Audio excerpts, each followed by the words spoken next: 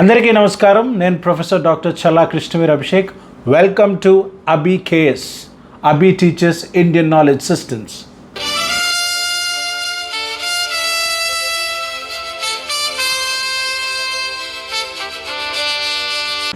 ఇప్పుడు మనం ఆషాఢ మాసంలో ఉన్నాం. ఆషాఢ మాసం అంటే గుప్త నవరాత్రులు, అంటే వారాహి అమ్మవారి నవరాత్రులు. సో ఇదే టైంలో మనకి జగన్నాథుడి రథయాత్ర జరుగుతుంది. జగన్నాథుడి రథయాత్రకి వారాహి అమ్మవారికి సంబంధం ఏంటంటే, జగన్నాథుడు సాక్షాత్తు వరాహస్వామి. మనకి ఇదే సమయంలో సింహాచలం కొండ చుట్టూరా గిరి ప్రదక్షిణ జరుగుతుంది. ఏ దేవుడికి జరుగుతుంది అంటే వరాహ లక్ష్మీ నరసింహస్వామి. సో ఆషాఢ మాసం అంటే వరాహ మాసం, వారాహి మాసం. ఇవాళ మనం తెలుసుకోబోయే అమ్మవారి పేరు కర్ణ పిశాచిని. ఇదొక క్షుద్ర విద్య. ఎవరైతే అమ్మవారి సాధన చేసి సిద్ధి పొందుతారో వాళ్ళకి అమ్మవారు చెవులో నిగూఢ రహస్యాలు, ఎదుట వ్యక్తిలో ఉన్న ఆలోచనలు, భవిష్యత్తులో జరిగే అంశాల గురించి తెలియజేస్తారు. ఈ తాంత్రిక విద్య అందరికీ నిషేధం. ఓన్లీ కొంతమందే చేయగలరు, ఎందుకంటే ఇది ప్రాణాపాయం.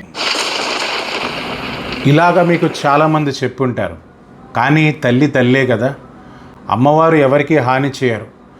అమ్మవారి ఇన్నర్ మీనింగ్, ఎసోటెరిక్ నాలెడ్జ్ కనుక మనం అర్థం చేసుకోగలిగితే మన అమ్మవారితో కనెక్ట్ అవ్వచ్చు. సో కర్ణ పిశాచినిలో, కర్ణ విద్యలో ముఖ్యమైన దేవత కర్ణ వారాహి. ఇందులో కర్ణములు అంటే చెవులు, ఇయర్స్.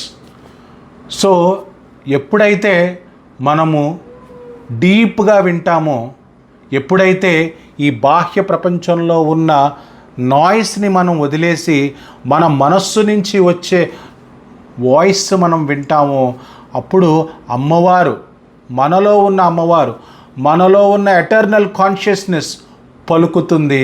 దాన్నే మనం ఇంట్యూషన్ అంటాం.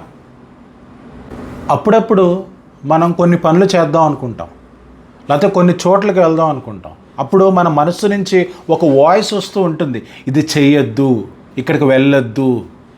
దాన్నే ఇంట్యూషన్ అంటాము. అదే మనలో ఉన్న అమ్మవారు నుంచి వచ్చిన వాయిస్. పిశాచిని అంటే మనం ఏ దెయ్యమో, డాకినియో, సాకినియో, భూతమో, భేతాళమో ఇలా అంటాం. పిశాచిని అంటే అది కాదండి. పిశాచిని అంటే అన్కాన్షియస్ రియాలిటీ, అంటే మనము ఇంకా స్ఫురణ పొందని రియాలిటీ. ఆ ఎరుకకి మనం ఎదగగలిగితే అప్పుడు పిశాచిని అంటే మనకి ఒక కాన్షియస్, మనలో ఉన్న ఒక కాన్షియస్ రియాలిటీ, ఒక చైతన్యము అని మనం గ్రహించగలుగుతాం. ఇప్పుడు కర్ణవారాహి అంటే ఎవరు? వరాహము అంటే ఒక బోర్, ఒక పిగ్. ఏం చేస్తుంది వరాహము? మన ఎర్త్లో మట్టిని తవ్వుతుంది కదా. సో అలాగే వారాహి అమ్మవారు మనలో ఉన్న అన్కాన్షియస్ స్టేట్ని తవ్వి మనలో ఉన్న హిడెన్ నాలెడ్జ్ని బయటికి తీస్తారు. అదే మన చెవులు ఎప్పుడైతే నిశ్శబ్దంగా ఉంటాయో, సైలెన్స్లో ఉంటామో, ఆ హిడెన్ నాలెడ్జ్ అనేది మనకి లోపల నుంచి వినపడుతుంది, బాహ్యం నుంచి కాదు.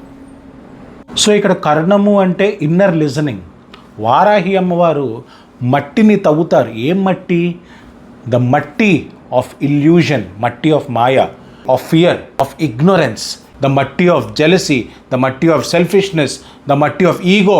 ఇవన్నిటినీ తవ్వితే అప్పుడు లోపల ఉండేది ఏంటంటే అవర్ ట్రూ సెల్ఫ్, సత్ చిత్ ఆనంద. మా ఈ ఛానల్లో మేము అద్వైతం గురించి, అభేదం గురించి, అచలం గురించి మాట్లాడతాం. ఎవరికైనా ఇంట్రెస్ట్ ఉంటే please collaborate with us, please DMs. Definitely మనం కలిసి మంచి ఇన్నోవేటివ్ కంటెంట్ చేయాలని నేను మనస్ఫూర్తిగా కోరుకుంటున్నాను.